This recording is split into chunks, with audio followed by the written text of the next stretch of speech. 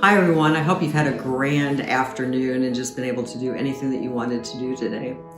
The weather's getting nicer, so that's a bonus and it's something that we all look forward to. I want to start off with a scripture today from Romans 12. Do not be conformed to this world, but be transformed by the renewal of your mind, that by testing you may discern what is the will of God, what is good and acceptable and perfect.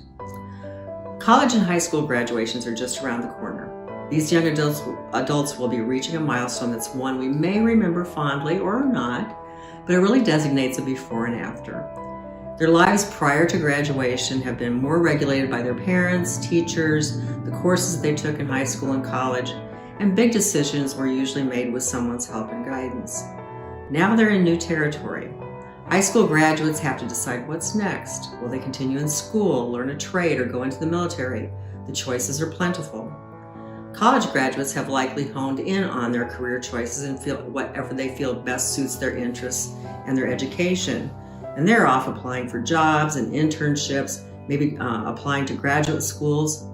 And not only do graduates have choices to make, but there are so many more influences that bombard them with options and decisions as to how they will live their lives. Back in the day at my high school graduation, I was one of the speakers representing our class. With some help, I formulated my speech with the beginning words of Charles Dickens' The Tale of Two Cities. It goes like this. It was the best of times, it was the worst of times, it was the age of wisdom, it was the age of foolishness. It was the epoch of belief, it was the epoch of incredulity. It was the season of light, it was the season of darkness. It was the spring of hope, it was the winter of despair. We had everything before us. Then as now, the future is bright for our graduating seniors, but there is also much darkness.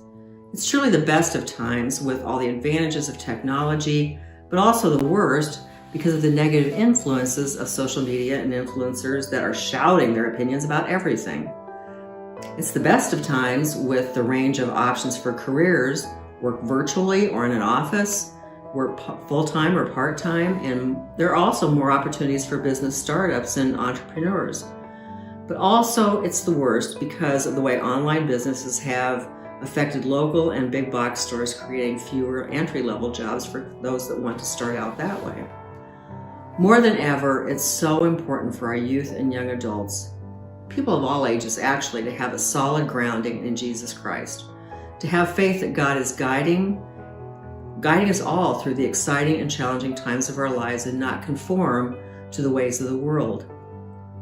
Rather than being tossed around by the prevailing winds of culture, it's imperative for all of us to have our feet on solid ground, to know the will of God, what is good and perfect and acceptable, by God's standards, not those of society. History always encompasses the best and the worst of times, but what does not change is our God. He's the same today as yesterday and as he will be forevermore. If we choose to follow him and live our lives following his ways and stake our claim on the good, acceptable, perfect will of God and share that with the world around us, the future's bright for our high school graduates, our college graduates, and the rest of us as well. Have a fantastic day. Bye.